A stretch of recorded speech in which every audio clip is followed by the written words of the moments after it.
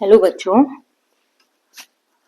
Today's topic is homologous series. तो आज हम समझेंगे कि होमोलोगस सीरीज क्या होता है। बेटा देखो इसमें क्या कह रहे हैं।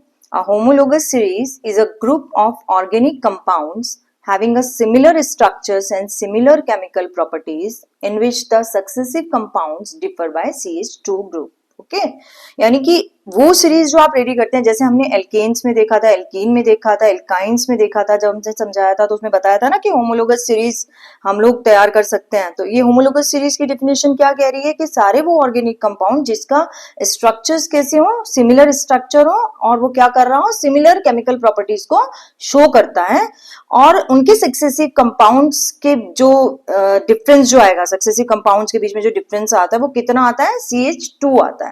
ठीक, CH2 ग्रुप का डिफरेंस होता है। अभी हम इसको समझते हैं। देखो जैसे सपोज मैं एल्केन ले लेती हूँ। एल्केन के जो कंपाउंड हम बनाते हैं, अगर हम इसकी होमोलोगस सीरीज रेडी करते हैं, तो बेटा मैंने फॉर्मूला बताया था CnH2n+2। इसके अकॉर्डिंग हम नंबर ऑफ n क्या है, number of carbon atoms, where n is the number of carbon atoms. Okay, अब यहाँ 1 2 कार्बन का हम या n का वैल्यू हम क्या रख देते हैं, 1 रख के देखेंगे तो पहला क्या आता है, CH4। फिर n का वैल्यू 2 रखते थे तो हम क्या आता था, C2H6। देन n की वैल्यू अगर हम 3 रखते थे तो क्या आएगा, C3H8। ठीक, अब ये क्या है, इनके इसका सक्सेसिव कंपाउंड क्या है, C2H6। इसका सक्सेसिव कंपाउंड क्या है, C3H, यानी नेक्स्ट वाला।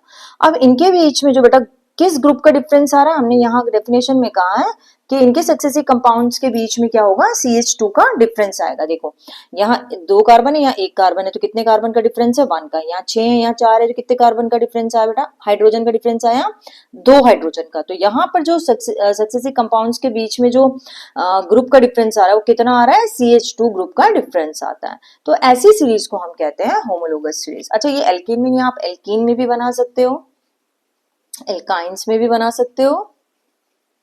ठीक है ना, इसका फॉर्मूला CnH2n से बनाएंगे, यहाँ CnH2n-2 से बनाएंगे। ओके, इसी तरह से आप सीरीज को रेडी करते जाएंगे और आप देखोगे कि उनके बीच में भी क्या होता है, CH2 का डिफरेंस आता है। उनका जो स्ट्रक्चर होता है वो सिमिलर होते हैं और केमिकल प्रॉपर्टीज क्या होती हैं, ये सिमिलर। सीरीज क्या कह रहा है ये, number 1, all the members of a homologous series can be represented by the same general formula। देखो वो कह रहा है कि जो भी होमोलोगस सीरीज आप ले रहे हो उनका क्या होगा, एक सेम जनरल फॉर्मूला होगा। ठीक, अभी कैसे, जैसे सपोज मैंने अभी बताया कि एल्केन की अगर हम बात करते हैं बच्चों, तो एल्केन में क्या है जनरल फॉर्मूला, CnH2n+2। इसी से तो हमने पूरी सीरीज रेडी करी। और इसी तरह से अगर मैं एल्कीन ले लूंगी तो उसका फॉर्मूला अभी बताया मैंने, CnH2n हो जाएगा। देन एल्काइन अगर लेते हैं तो उसका फॉर्मूला CnH2n-2। तो पहला कैरेक्टरिस्टिक होमोलोगस सीरीज का है, वो क्या कहता है कि इन जो ये आप होमोलोगस सीरीज होती है, it can be represented by the same general formula. Alright, second क्या कह रहा है, any two adjacent homologous differ by 1 carbon and 2 hydrogen atom in their molecular फॉर्मूले। अगर आप क्या करते हैं, इसमें जो आप लेते हैं, ये कह रहा है any two adjacent homologous differ by 1 carbon. कोई भी 2 एडजेसेंट कंपाउंड ले लो आप किसी होमोलोगस सीरीज के। सपोज मैं मिथेन और इथेन ले लेती हूँ। एक मिथेन ले लिया, C2H6, इथेन ले लिया। मिथेन और इथेन ले रहे हैं अगर हम, तो इनके बीच में देखो कितने कार्बन का डिफरेंस आ रहा है, 1, यहाँ देखो, और यहाँ कितने हाइड्रोजन का डिफरेंस आ रहा है, 2 का। तो वही कह रहा है ये कि differ by 1 carbon and 2 hydrogen atoms in their molecular formula. The difference in the molecular masses of any two adjacent homologous is 14 unit।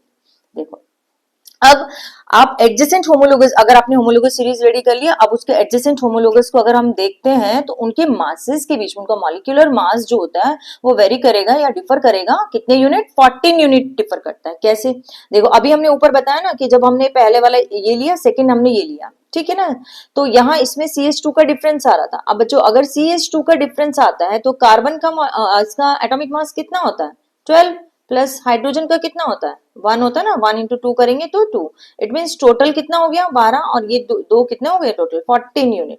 तो इस तरह से हर एक ये हम लेते जाएंगे तो यहाँ एडजेसेंट होमोलोगस के बीच में क्या हो जाएगा, 14 यूनिट का मॉलिक्यूलर मास का डिफरेंस आता है।